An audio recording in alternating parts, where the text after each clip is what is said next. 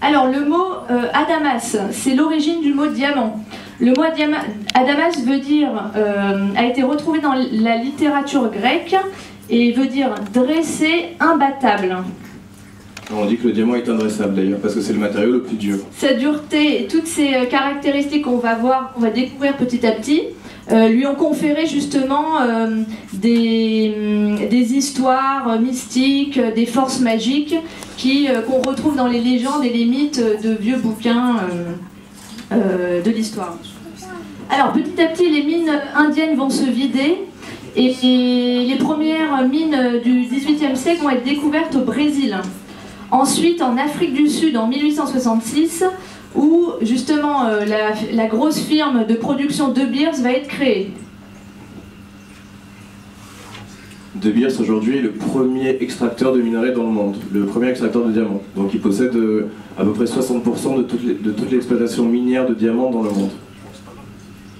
Alors, cette découverte des diamants en Afrique du Sud vont permettre à ce moment-là à Anvers de se développer, car tout le brut va être déversé sur Anvers et Anvers va devenir la capitale du diamant. Je suis désolée, il y a un petit problème technique et du coup il n'y a pas mes dessins, enfin les petites photos. Donc c'était pour vous montrer la formation et la structure d'un diamant. Le diamant vient de la profondeur de la Terre. Dans le manteau supérieur, entre 150 et 200 km de profondeur, et il se crée sous des très hautes températures et très très fortes pressions, 1300 degrés et 50 tonnes par centimètre carré. C'est un minéral cristallisé composé uniquement de carbone. Donc ce minéral a des caractéristiques particulières, notamment sa dureté. C'est la dureté numéro 10 et en fait c'est lié aux liaisons entre les atomes de carbone qui sont très très durs et qu'on appelle covalents. Alors comme je vous disais, le diamant a des fabuleuses caractéristiques, sa dureté, sa densité, la conductibilité thermique, l'indice de réfraction, la résistance aux acides, et ceci donne du coup la possibilité de l'utiliser dans énormément de domaines comme le high-tech, le pétrole, les ordinateurs, etc. Mais surtout, il est très recherché comme bijou et c'est ses propriétés optiques qui vont être vraiment recherchées. Pourquoi? Parce que l'indice de réfraction est très élevé, 2,42, et donc du coup, il y a une brillance et une dispersion extraordinaire, comme là la petite photo à gauche, donc la brillance. Et la dispersion, c'est la lumière blanche qui se décompose en toutes ces longueurs d'onde, donc toutes les couleurs de l'arc-en-ciel. Alors les 4C, que vous connaissez certainement si vous avez déjà acheté des diamants, le carat, le clarity pour la pureté, la couleur et le cut, c'est la qualité de la taille. Là on parle de diamants à usage joaillerie, c'est-à-dire que les 4C en réalité c'est la nomenclature qui va déterminer la qualité d'un diamant. Alors le carat, c'est le poids du diamant. Donc 1 carat équivaut à 0,20 grammes.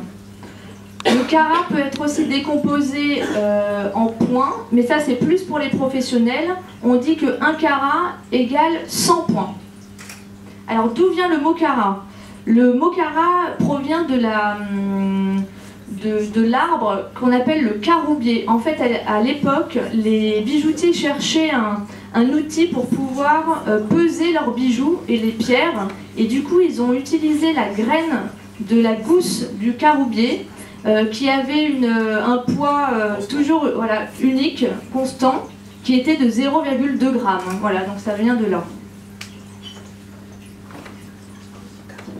Alors, la pureté c'est important.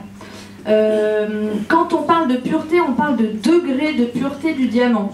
C'est-à-dire s'il y a ou pas ce qu'on appelle des caractéristiques internes, donc des inclusions dans le diamant, ou des impuretés externes, c'est-à-dire par exemple une rayure. Les inclusions sont formées pendant la croissance de la pierre. Ça veut dire que c'est naturel le diamant. la pureté est régie par une échelle qui commence à IF. Ça veut dire internally flawless, ça veut dire que le diamant est totalement pur. À la loupe x10.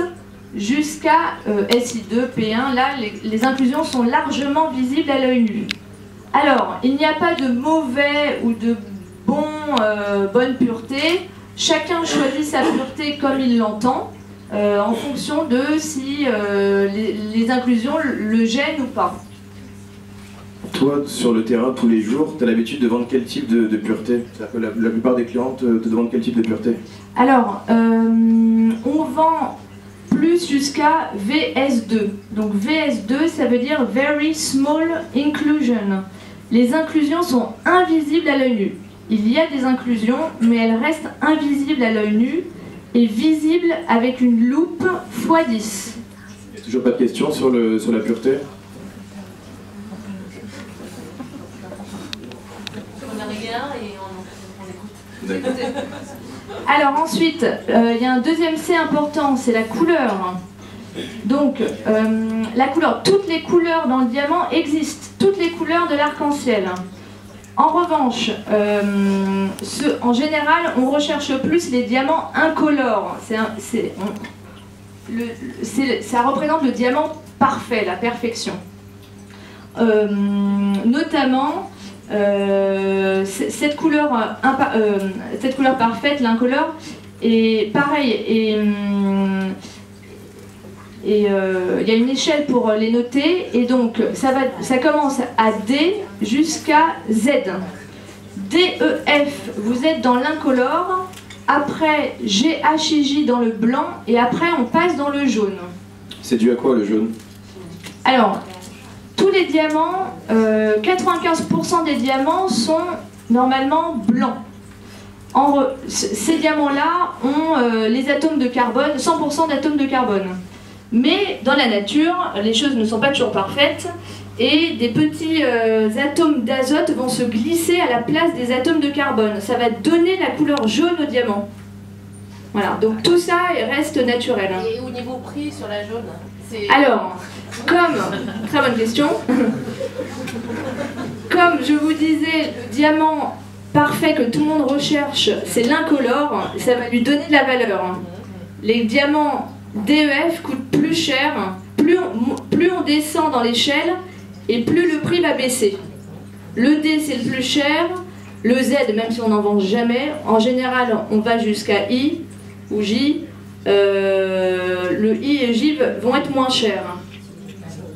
En général, la qualité traditionnelle qu'on va trouver dans ce que j'appelle une joaillerie. C'est-à-dire qu'une joaillerie, c'est une bijouterie haut de gamme. On va travailler sur une couleur F ou sur une couleur G. Ça, c'est voilà, ça c'est grosso modo ce qu'on trouve sur le marché. Maintenant, quand on va dans 80... Le D, c'est le plus joli. Je vais me permettre de continuer de répondre à votre question. En général, 95% des bijouteries... dans la rue, on va trouver de la qualité H. C'est-à-dire qu'en fait, les clients veulent du H. Maintenant, DEF, ça s'adresse à une typologie de clientèle, en général de connaisseurs. Voilà. De plus en plus, maintenant, le client commence à connaître le diamant, et donc on a beaucoup de demandes dans cette échelle de couleurs qui est quand même assez extraordinaire. Si j'ai bien compris, c'est-à-dire le Z coûte moins cher. Le Z coûte beaucoup moins cher que le D. Vous n'en voudrez pas. Si Non, je vous en montre. moi j'ai fait le salon il n'y a pas longtemps chez Chanel. Ils ont mis des pierres justement jaunes et une très chère. Oui, mais alors c'est normal, c'est autre chose, j'allais en parler justement. Donc, vous avez les couleurs de D à Z qui sont une certaine classification, donc du transparent au jaune, mais c'est pas un vrai jaune, hein. C'est un jaune un peu passé. Allô? Ouais, c'est bon. C'est un jaune un peu passé. Vous avez, ensuite on passe à une autre catégorie de couleurs, c'est les couleurs qu'on appelle fancy colors. Et ces fancy colors, pour avoir l'appellation fancy, elles doivent être d'une couleur extraordinaire. C'est certainement ce que vous avez vu chez Chanel. Ce sont des diamants encore plus rares que les diamants incolores. Il y en a très peu dans le monde, très peu. Voilà, c'est tout ce qu'on connaît, c'est les plus grosses ventes aux enchères, les gros diamants bleus, jaunes, etc.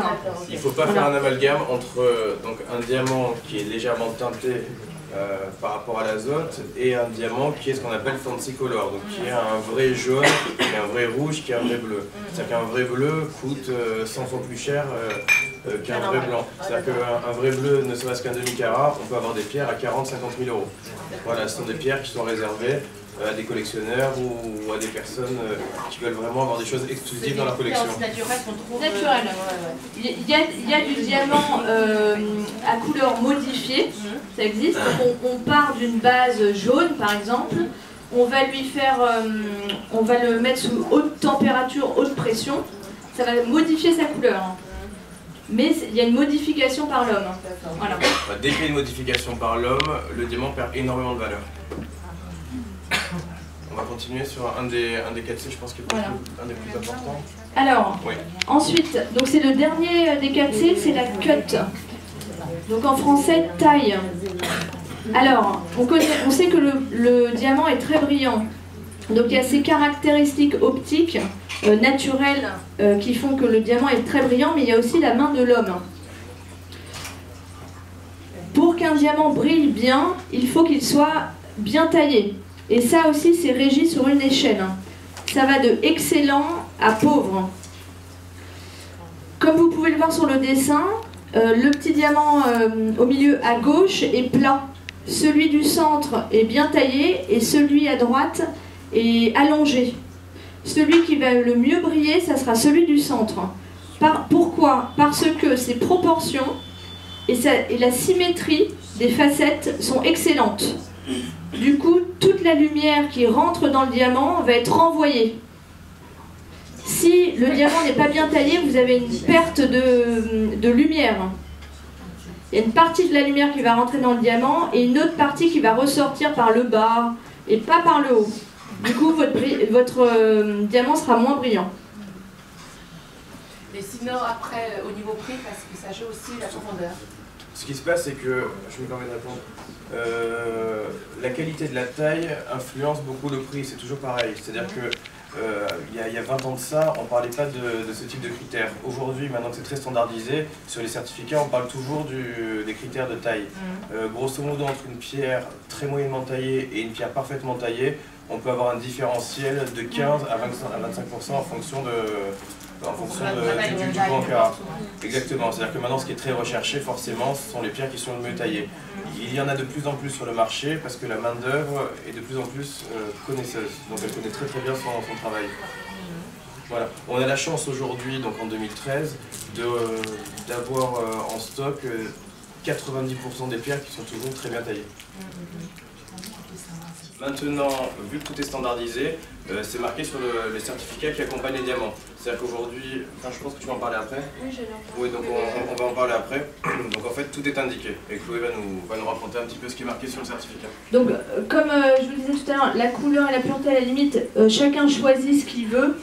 S'il veut un diamant, et en fonction de son budget également. La qualité de la taille, en revanche, il faut pas. C'est vraiment hyper important. Il faut toujours prendre un diamant bien taillé. Et c'est noté sur le certificat. Et on dit que c'est, pour nous, le plus important des 4C. C'est-à-dire qu'un diamant qui a une couleur parfaite et une pureté parfaite, s'il a une mauvaise qualité de taille, ne brillera pas. Il vaut mieux descendre un peu en couleur et descendre un peu en pureté, et favoriser, privilégier une qualité de taille optimisée. Voilà, c'est très important pour qu'on ait cet effet extraordinaire de brillance du diamant. Du cœur, de la marquise, etc. Et puis il y a aussi les cuts un petit peu originales qui sont sur commande. C'est celles qu'on voit en haut à droite, qu'on appelle les occasional cuts. Et bien en fait c'est tout et n'importe quoi. Un chien, une tête, c'est celle d'en bas, un papillon, enfin ce qu'on veut. Alors ça existe aussi. Et puis, pour finir, il y a le sigle que vous connaissez peut-être, qui s'appelle Heart and Arrows. Alors, ça c'est extrêmement important dans chacun des diamants parfaitement taillés, donc de voir des cœurs et des flèches. C'est-à-dire qu'on a certains clients qui viennent au bureau, qui viennent regarder les diamants et qui me demandent est-ce que c'est un diamant cœur et flèche? Et avec une petite machine, on est en mesure de voir donc les cœurs et les flèches, et s'ils sont parfaitement alignés comme vous le voyez sur la photo, donc on sait que le diamant a une coupe idéale. C'est-à-dire que c'est une façon sans certificat de voir que la pierre est parfaitement taillée. Donc en fait c'est un diamant à la base excellemment bien taillé, mais encore mieux taillé que l'excellence. Si on a ces deux... Exactement. D'un côté vous voyez des cœurs et d'un autre côté vous voyez des flèches. Ça c'est l'arrière d'un diamant. Hein. C'est-à-dire qu'en fait ça c'est juste l'arrière d'un diamant, vous pouvez le mettre sur un bureau. En général un diamantaire donc, possède cette fameuse petit accessoire donc, pour faire ressortir les cœurs et les flèches. Et en fait si vous avez la photo en tête ou si vous avez une photo sur un iPhone, ça vous permet de comparer la pierre que vous avez sous les yeux avec la réalité des cœurs et des flèches. Alors, on voulait également vous parler de l'investissement dans le diamant. C'est une tendance assez forte qui a commencé depuis un certain temps. Pourquoi? Parce que il y a les temps de crise et on a beaucoup de clients qui ne savent pas où placer leur argent parce qu'ils n'ont plus trop confiance dans les banques, dans la bourse, dans les marchés. Et le diamant aujourd'hui est une solution d'investissement alternative et assez pertinente parce que c'est petit, ça a beaucoup de valeur. Ça se transporte facilement. Voilà. Et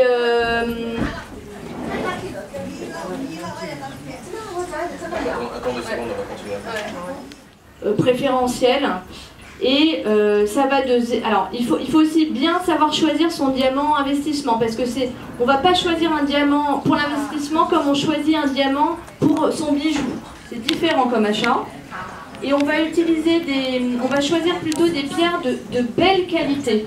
Donc quand moi je dis belle qualité, j'entends vraiment au niveau de la couleur, les plus belles couleurs. Donc D, E et F sont l'échelle de couleurs. Et en pureté, ça va être les diamants totalement purs et qui ont très peu d'inclusion. Donc jusqu'à VVS2. Voilà.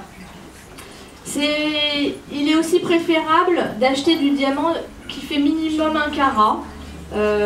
Parce que le 1 carat c'est une valeur très très demandée partout dans le monde. C'est une valeur aussi symbolique, donc c'est préférable. Et il faut toujours acheter un diamant avec un certificat. Toujours. Alors, nous on travaille avec elle, donc il y a des laboratoires de gémologie qui existent. Nous on travaille avec les principaux, c'est ceux que je vous ai mis là, donc c'est HRD, c'est GIA, c'est IGI et c'est EGL. Ça peut différer. Il y a les laboratoires qu'on appelle des laboratoires gouvernementaux publics. Donc ça va être les 2 laboratoires qui sont là, ce sont laboratoires HRD, GIA. Donc là, on va acheter par rapport à un cours de marché les diamants qui sont issus de ces certificats. Et ensuite, vous avez les laboratoires privés. Ce qu'il faut savoir, c'est qu'entre un laboratoire privé et un laboratoire public, on risque d'avoir un petit peu de différence sur le résultat. C'est-à-dire que les laboratoires publics sont extrêmement difficiles. Voilà, on peut, dans certains cas, avoir une couleur d'écart, une pureté d'écart, mais bon, de toute façon, c'est répercuté sur le prix en permanence. Donc c'est plus sûr d'avoir un laboratoire... C'est plus sûr d'avoir un laboratoire d'origine publique. Voilà. Enfin, on peut pas vraiment dire c'est plus sûr, c'est juste que ils ont une façon de noter les pierres. Ils ont une façon de noter les pierres qui est draconienne, un tout petit peu, qui est assez difficile. Et donc du coup, je dirais qu'ils sont complètement intransigeants avec les différentes qualités de. Voilà, c'est eux aussi qui ont créé HRDJF, qui ont créé toutes ces échelles de pureté de couleur dont on parle. C'est eux les premiers qui se sont mis d'accord sur ces échelles-là.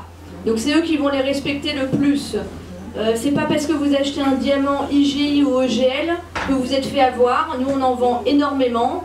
C'est un choix, c'est tout. Ça dépend aussi de votre type d'achat, comme je disais, de l'investissement ou de l'achat de plaisir.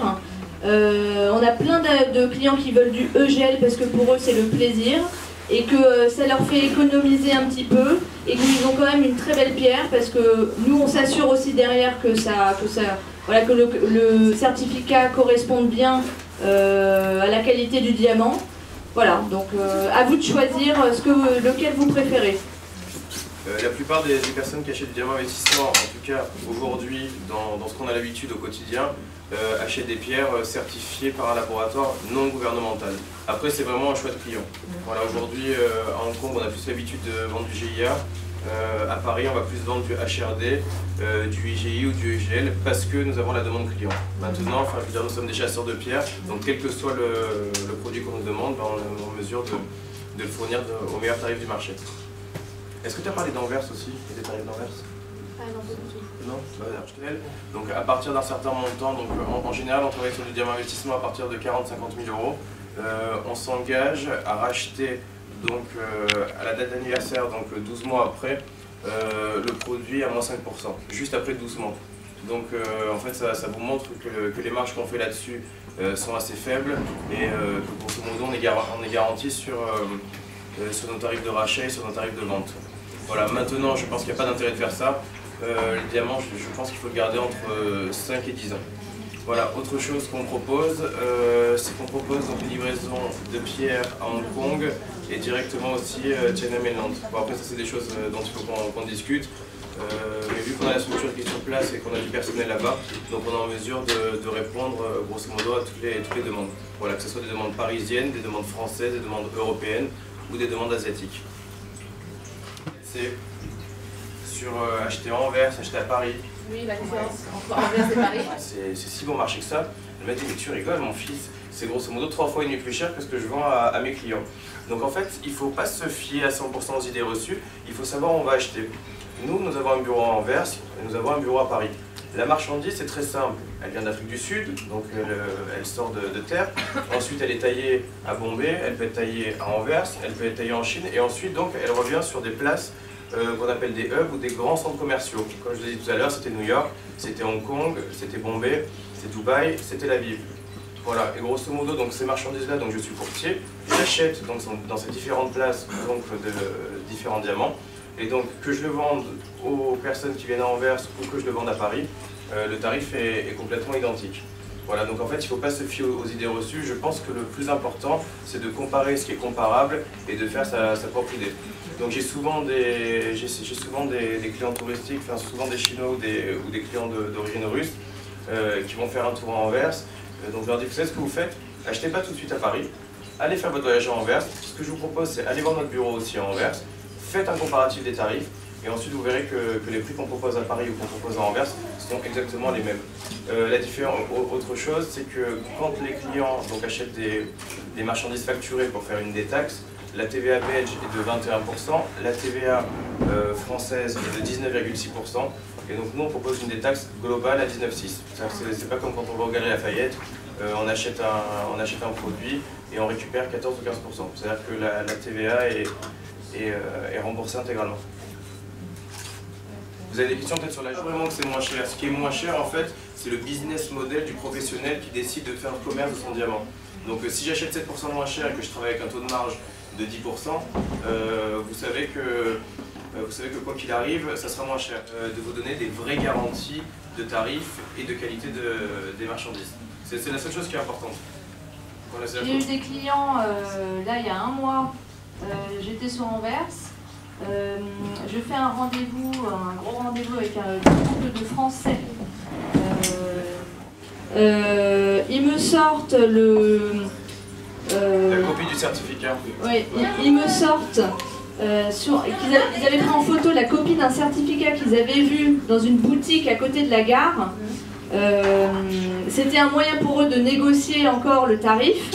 Je regarde, ils me donnent le tarif du bijoutier. J'étais très étonnée, je leur dis effectivement ça m'a l'air d'être un tarif assez exceptionnel. Attendez, je regarde, je vérifie. Et en fait cette pierre était modifiée sous haute pression et sous haute température. Elle avait été améliorée par les outils techniques voilà, et c'est marqué sur le certificat. Voilà. Sauf que le bijoutier, c'est marqué sur le certificat, sauf que le bijoutier ne l'avait pas précisé. Voilà. Donc il faut faire attention à tout.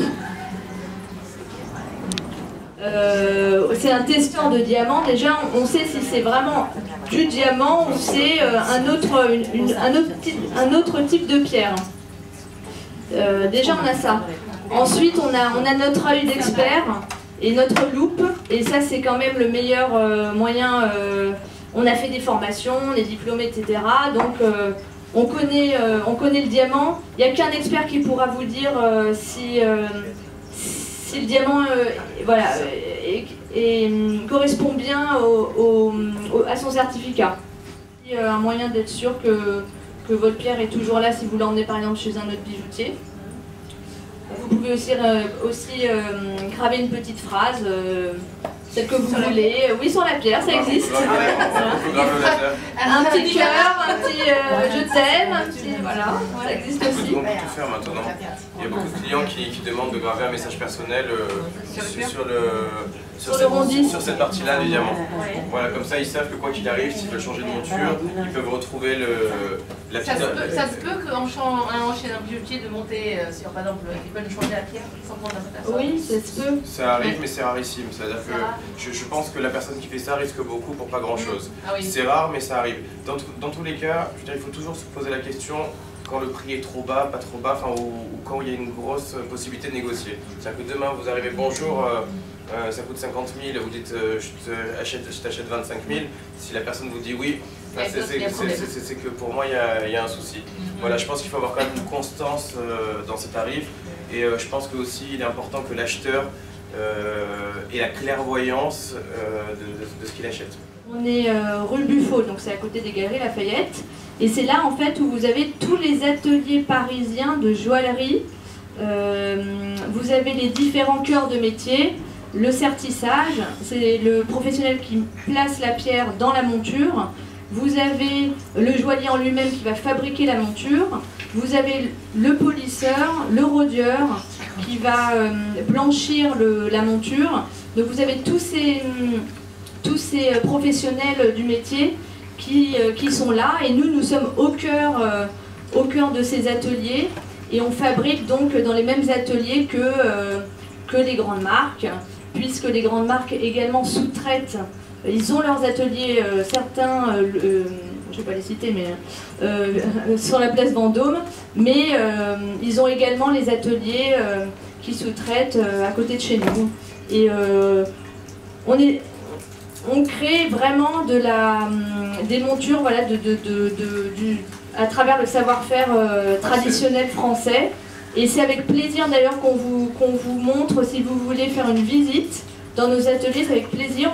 On organise des tours dans ces ateliers-là pour vous présenter chaque métier. Et c'est très très intéressant parce qu'il n'y a qu'à Paris que vous pourrez voir des choses pareilles. Voilà, c'est une tradition et si ça vous dit, ben, on vous emmène. Est-ce qu'il y a des questions? Oui, madame. J'ai l'impression que c'est un investissement très sûr, mais est-ce qu'il y a des valeurs qui font perdre la valeur de diamant ou pas? Une fois qu'on a acheté la pierre. Ce qu'il faut savoir, c'est que la première chose qui fait perdre la valeur du diamant quand vous sortez de chez votre bijoutier, quand vous l'achetez en France, c'est la taxe sur la valeur ajoutée, c'est la TVA. C'est pour ça qu'en général, en fonction des montants, ce qu'on suggère à nos clients, c'est d'utiliser la structure hongkongaise en fait sans TVA pour acheter des diamants d'investissement. Ça c'est la première chose. Ensuite, après, au niveau des tarifs, c'est extrêmement facilement vérifiable parce que vous avez beaucoup de sites internet qui proposent beaucoup de choses et en fait c'est à vous de chercher au plus juste ce qui est intéressant pour vous. De toute façon, c'est ce qu'on dit à nos clients en général, même quand les clients viennent au bureau, en général on leur dit comparer les choses et ça vous permet de savoir ce qu'il en est. où il y a une très forte demande en diamant maintenant, c'est l'Inde et c'est la Chine. Et ce qui se passe, c'est que maintenant, on a plus de demandes que d'offres. C'est pour ça que là, aujourd'hui, et ça fait quelques années que ça dure, et tous les indicateurs ont prévu qu'au moins jusqu'en 2020, ça dure comme ça, au minimum. Donc il y aura toujours plus de demandes que d'offres. Donc par la force des choses, en fait, ça fait monter les tarifs en permanence. Ce qu'il faut savoir aussi aujourd'hui, c'est que les diamants sont négociés en dollars. Et donc en fait, on a aussi l'indicateur, le taux euro-dollar, qui permet de gagner quelques pourcents ou de perdre quelques pourcents en fonction de... si vous regardez bien, le dollar par rapport à l'euro était à 1,20 il y a 2 mois de ça. Et là, l'euro est monté fort, donc du coup, ça permet de gagner ne serait-ce que 10% sur le prix d'achat aujourd'hui.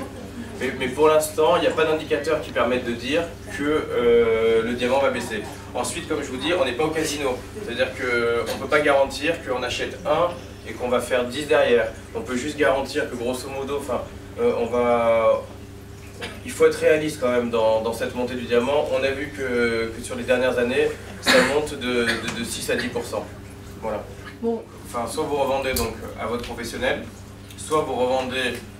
Bon, il y a 4 façons de travailler. À un autre professionnel, mais là il faut se méfier parce que quoi qu'il arrive, il y a peu de chances que l'autre professionnel vous donne la garantie de racheter à moins 5%. Soit vous revendez par vos propres moyens, donc vous pouvez vendre à des particuliers sur internet, vous pouvez vendre en fonction de votre réseau de connaissances, ou sinon vous pouvez vendre en salle des ventes en fonction de la rareté du produit. C'est-à-dire il y a une valeur qui se perd quand on revend le... Ce qu'il faut savoir, c'est qu'il y a un cours du diamant. Voilà. Quand on suit un client pour lui vendre du diamant investissement, comme je vous l'ai déjà dit, on s'engage à 12 mois à racheter le produit à moins 5%. Donc imaginez bien qu'en fonction de l'augmentation, donc on tape, comme je vous ai dit, entre 5 et 15, je prends quand même un risque. C'est-à-dire que si moi je m'engage à racheter moins 5%, ça veut dire que je pars du principe que je suis sûr que le diamant va augmenter. Donc est-ce qu'il y a beaucoup de professionnels qui vont prendre le risque de faire ça? J'en suis pas sûr. Il faut vraiment être certain de son produit et il faut être certain de son marché. Et c'est pour ça aussi qu'on préconise de garder le diamant un minimum d'années, justement pour pas que le jour où vous revendez, il y ait de la perte. On a des clients qui reviennent 3 ans après. Tout à l'heure, vous m'avez demandé si on rachetait les diamants. Donc en fait, quand on lui rachète son diamant, forcément il a un devis sur une 0,50, un carat 50. On voit dans notre travail quotidien que les tarifs augmentent année après année. Est-ce que vous avez amené des pierres en démonstration? À votre avis? Je ne sais pas. À votre avis, de donner des idées, par exemple, de prix sur ce qu'on a proposé, les dentelés, les VV1, VV2. Ce qu'on a fait, c'est qu'on a pris quelques pierres étalons de présentation. Oui. On propose aussi, si vous avez des bijoux, si vous voulez qu'on donne notre opinion dessus, on va le faire de manière, on va dire, assez superficielle, juste pour donner une idée. Si vous voulez qu'on teste les diamants pour voir ce que ça donne, on peut faire aussi.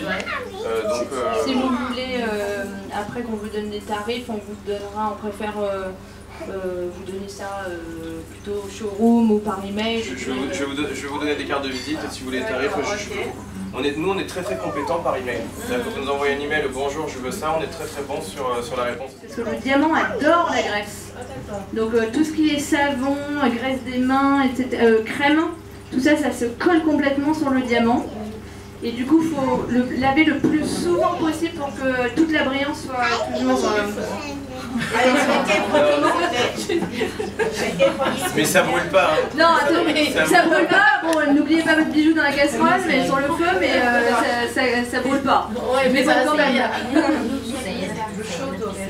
Donc eau chaude, liquide vaisselle, eau très chaude, liquide vaisselle, on trempe le diamant 10 minutes, on frotte avec... Non, vous enlevez du feu, vous frottez avec une brosse à dents et vous rincez à l'eau claire. Le plus souvent possible. Voilà, sinon vous achetez une petite machine à ultrasons, mais ça coûte souvent cher. En fait, il vaut mieux venir chez le joaillier, il vaut mieux venir chez nous ou chez quelqu'un de votre choix. Et en général, on lave le bijou facilement. C'est-à-dire que s'il y a une mise à la mesure à faire, ça se fait aussi très vite. Il ne faut pas oublier qu'à Paris, donc dans l'immeuble dans lequel on est, en fait, tous les corps de métier sont réunis, ce que disait Chloé tout à l'heure. Donc même si vous n'achetez pas forcément le diamant, si vous avez déjà une bague et si vous avez besoin d'une mise à niveau ou quoi que ce soit, la mise à la mesure, ça peut se faire dans les 2 heures de temps. Et on peut faire une propreté sur le diamant avec l'ultrason et on peut mettre ce qu'on appelle une couche de rhodium. Le rhodium, c'est le matériau qu'on plaque sur ce qu'on appelle l'or blanc pour le faire briller. C'est-à-dire que toutes les bagues que vous avez ont une couche de rhodium dessus.